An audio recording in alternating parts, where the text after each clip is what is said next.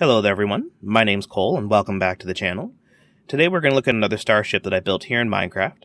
I built this over the course of about 2 days or so, using about 6 hours. I built it primarily using creative mode, but also used World Edit and MC Edit to help me out. This is a transport class ship, designed for transporting both passengers and cargo, depending on what the needs require, and has a crew complement of between 2 and 4 people. Out of all the starships that I've built so far, this is by far my favorite. I'll go over the details of why just a little bit later. But for right now, we'll just head inside. We can access the ship just through this ramp right here, and immediately when we come in, we're in the cargo hold and the passenger hold. So for this ship here, it can be really outfitted to accommodate whatever the mission requires. So if this ship was needed to solely transport people and no cargo, then these shelves and chests could be removed and seats could be put in all throughout the length of the ship. Also, the ship can transport large cargo on pallets, or it can be outfitted to do all kinds of small stuff in these chests here. Either way, the ship is very versatile. The ship here uses the same type of command block doors that I showed in my last video with the carrier.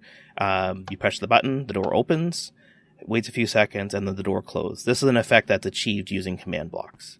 Right here is the main kitchen and cafeteria for the ship. This would be for both passengers and crew members. Just a little kitchen with a little refrigerator there, and then tables throughout this room here. As I mentioned earlier, this ship can have a crew complement of either 2 people or 4 people. It really depends on the owner and the mission. If there's only 2 people on the ship, the captain and the assistant, then this room right here could be rented out to passengers as well. If the crew has a complement of 4, then this would be used for crew members, most likely for security personnel or the people who are used to load the cargo into the ship. In the back part of the ship here, we have a console for the passengers to use. They can look and see the details of where they are currently, talk with family, the basic type of internet type stuff that we do today. We can access the command blocks down through this hatch. Each one of these banks here, command blocks, controls a door. 2 of the command blocks open the door, and then there's a pause, and then 2 command blocks remove it, with another one in there to help it administer the sequence. Back in here is main engineering. This is, for engineering, it's pretty automatic. There doesn't need to be a crew member back here at all times. The crew member or captain can come back into this console here and set up the parameters for the reactor, and then control it all from the cockpit. Up here on the second floor, this is the crew members only part of the ship. It's, as I mentioned, if the ship is transporting a lot of people, then this part of the ship would be completely closed off to them, unless they had an emergency, because up here is the med bay. This is a very basic med bay. It's not really like the med bays on the larger ships that I have. This is really just for if the ship is not teleporting, if the ship is transporting someone who's sick, then it's really just here to provide assistance to that person until they get to their destination. So this has a doctor's workstation right here, the 1 bed, and then a spot over there for medicine. Up here in this part of the ship, this is the main dorm for the ship.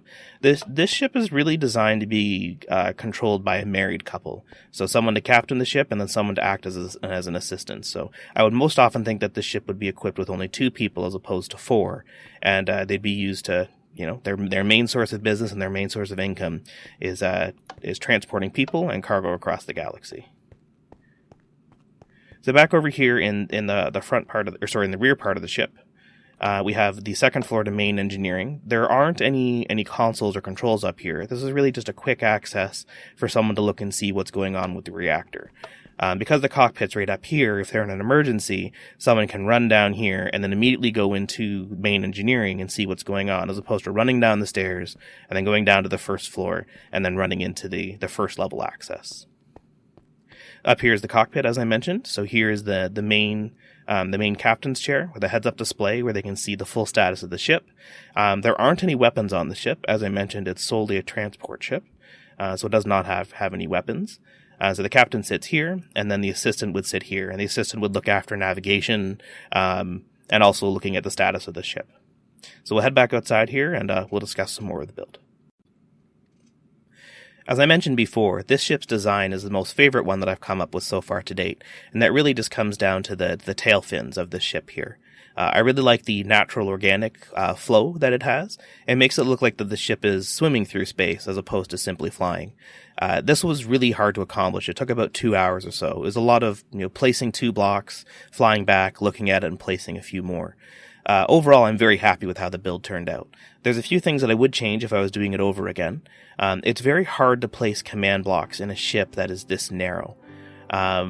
I really wanted to have the automatic doors in the same way in the carrier that I built over there, and it was hard to accomplish just in this narrow set right here. Which is why when you look at the inside, there's rooms on the end, and then a few rooms or 2 rooms one on each floor on the sides.